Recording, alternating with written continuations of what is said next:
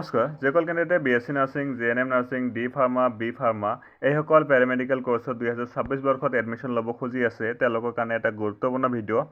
আপোনালোকে ইয়াতে এডমিশ্যন ল'বলৈ হ'লে দুটা বিকল্প হাতত থাকে আপোনালোকৰ প্ৰথমটো হৈছে এন্ট্ৰেন্স এক্সামৰ জৰিয়তে আৰু দ্বিতীয়টো বিকল্প হৈছে ডাইৰেক্ট এক্সাম নিদিয়াকে ডাইৰেক্ট আপোনালোকে প্ৰাইভেট কলেজত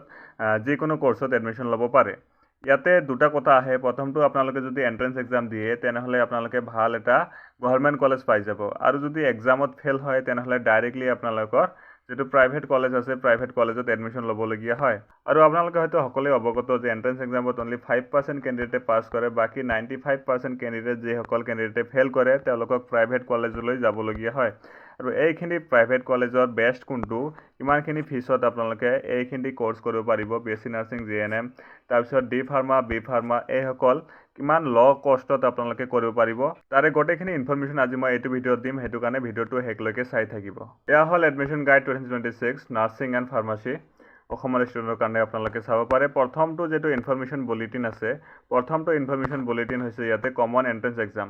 যেটো Srimanta Sankardev university of health sciences আছে তেওঁলোকে কণ্ডাক্ট কৰা এটা এন্ট্ৰেন্স এক্সাম যাৰ ভিত্তিত BSc nursing GNM nursing B pharma আৰু ডি ফাৰ্মাৰ কাৰণে যেটো এডমিশ্যনৰ প্ৰসেস আছে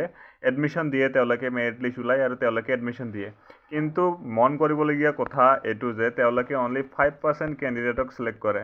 গতিকে বাকি যেখিনি 95% কেণ্ডিডেট আছে তেওঁলোকে ইয়াতে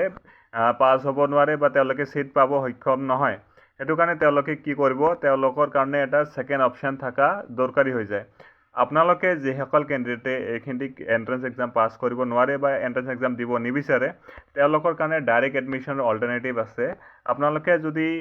বিচাৰে আপোনালোকক যদি কিবা প্ৰাইভেট কলেজত সিট লাগে তেনেহলে প্ৰাইভেট কলেজত কোনো ধৰণৰ এন্ট্ৰেন্স এক্সাম নহয় আপোনালোকে মিনিমাম যদি 45 ৰ পৰা 50% মাৰ্ক থাকে ক্লাস 12 সায়েন্সত পিসিএম বা পিসিবি যদি আপোনালোকৰ সাবজেক্ট কম্বিনেশনত থাকে তেনেহলে আপোনালোকে ডাইৰেক্টলি প্ৰাইভেট কলেজত পাই যাব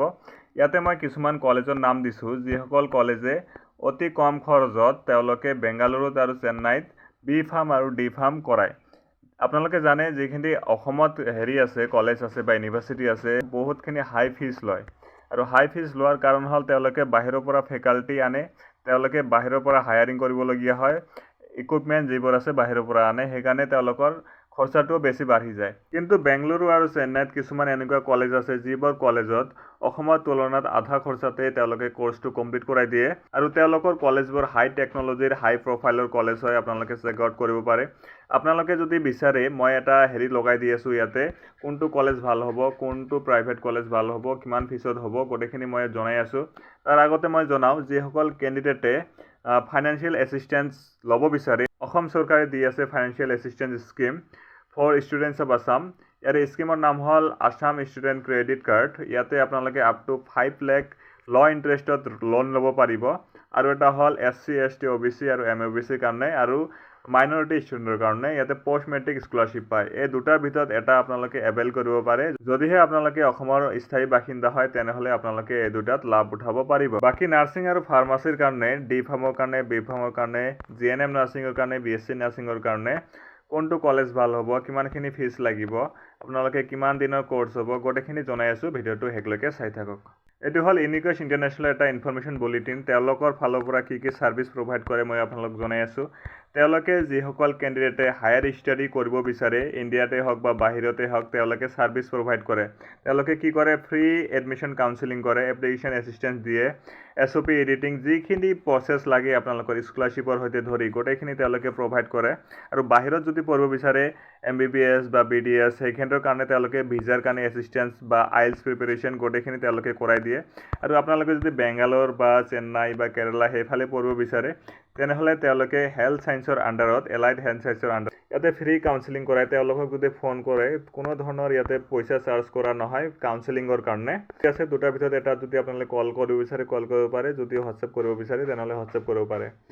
তাৰ বাহিৰেও ইয়াতে এটা ইমেইল আইডি দি আছে ইমেইল আইডিটো আপোনালোকে কন্টাক্ট কৰিব পাৰে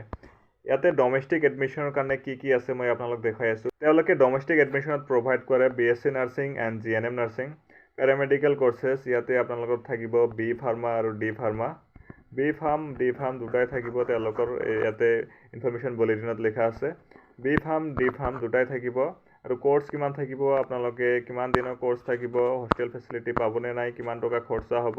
গোটেইখিনি যদি জানিব বিচাৰে তেনেহ'লে আপোনালোকে ফোন নম্বৰ দি আছে ইয়াতে, নাইবা এড্ৰেছ দি আছে, তেওঁলোকৰ অফিচতো আপোনালোকে যাব পাৰে। যদিহে আপোনালোকে গুৱাহাটীৰ ওচৰত থাকে বা গুৱাহাটীতে থাকে তথাপিও যাব পাৰিব। যদি আপোনালোকে ঘৰ গুৱাহাটীৰ পৰা দূৰত হয় তেনেহ'লে এই দুটা নম্বৰত আপোনালোকে কণ্টেক্ট কৰিব পাৰিব। তেওঁলোকৰ কামেই এইটো হয়, বহুত বছৰৰ পৰা এইখিনি কামেই কৰি আছে তেওঁলোকে। যদি আপোনালোকে বিচাৰে তেনেহ'লে স্ক্ৰীনত দিয়া নম্বৰটোত এবাৰ কণ্টেক্ট কৰি সুধিব পাৰে কিমান টকা যাব, কিমান খৰচা যাব, গোটেইখিনি তেওঁলোকে কৈ দিব। তো আজিৰ কাৰণে আছিল ইমানেই। আপোনালোকৰ যদি কিবা ডাউট থাকে কমেণ্ট বক্সত জনাব, নাইবা মোৰ টেলিগ্ৰাম বা ইনষ্টাগ্ৰামত চেনেলৰ লিংক দিয়া আছে, তাত গৈ আপোনালোকে মেছেজ কৰিব পাৰে। তো আজিৰ কাৰণে আছিল ইমানেই। Thank you so' much, thanks for ৱাচিং। ভিডিঅ' দেখাৰ বাবে ধন্যবাদ। জয় অসম।